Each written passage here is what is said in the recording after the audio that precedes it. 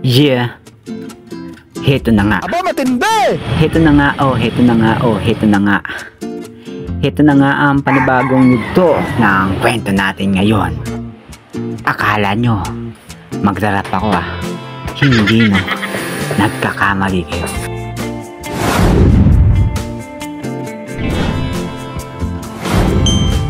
At dito na nga po magsisimula ang ating kwento. At una sa lahat, nandito nga po pala kami sa Barangay Pinagbuhatan, nagpayong sa aming lugar. At patungo nga po pala kami niyan sa aming patutunguhan. Charot. At syempre, day off natin ngayon. At syempre, kailangan natin kumita ng another kita. Another income ba? Buti na lang talaga, may savior tayo dahil walang-wala na nga talaga tayong pera pang-budget sa ating trabaho. Kumbaga, nag-sideline kami kasama si Gote, alias aka Marlo, alias na aka pa. Alam niyo ba kung ano yung gagawin namin? Kung bakit kami may daladalang ladder at washer? Syempre, maglilinis kami ng aircon. Maglilinis kami ng aircon dun sa Mandaluyong. At bago nga po muna maglinis ng aircon, magpapagasolina naman siya.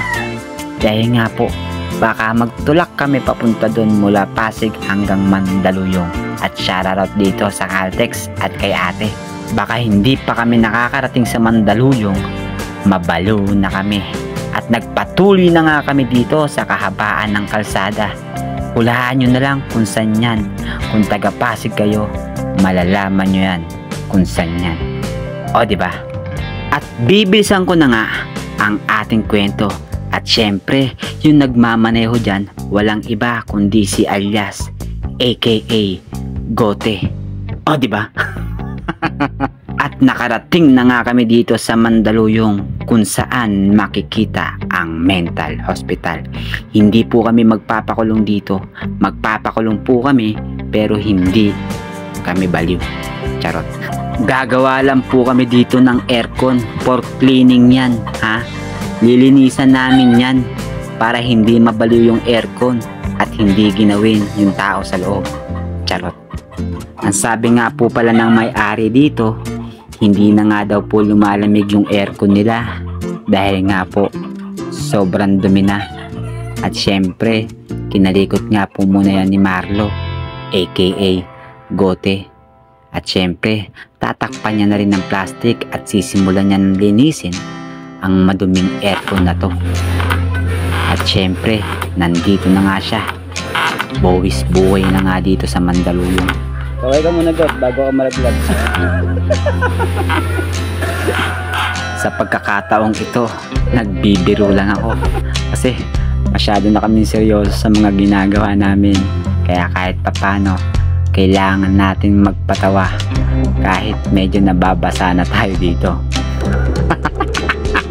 At ito na nga, nalinisan na nga niya yung aircon. At syempre, after niyang linisan, pagkatapos niyang baklasin, ikakabit naman niya para pulido yung pagkakagawa niya. Syempre ako taga-video lang ako dito. Wala akong gagawin dito kundi mag-video lang sa kanya. Charot. Syempre hindi ko naman kaya gawin mag-video tapos habang kumikilos, diba? Paputol-putol na nga yung video natin dyan pero kumikilos tayo, diba? Diba? Diba, Gote? At eto na nga, syempre lininisan niya na yan. Nakikita niya naman sa video, diba? Kinakabit niya na nga. At syempre ito yung unang customer namin. Meron pa kasi kaming pupuntahan na pangalawa, hindi pangatlo, hanggang pangalawa lang. Ikakabit na nga muli namin yung ladder para umalis na. Let's go, tara na, brum brum. Punta na tayo sa pangalawang customer natin. Medyo napapagod na yung motor mo, kaya nandito na tayo sa Bangbang.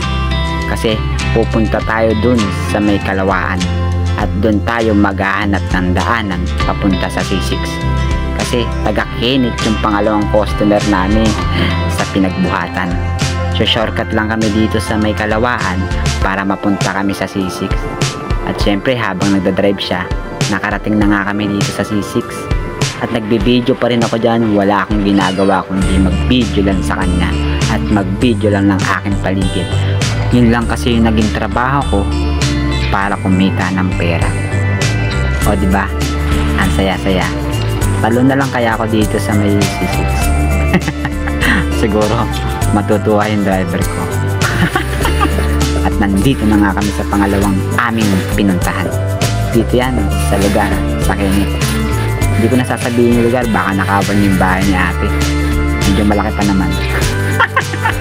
Naglinis na nga kami dito ng window type. Hindi na nga namin nabidyoan yung umpisa kasi nga nagmamadali si ate.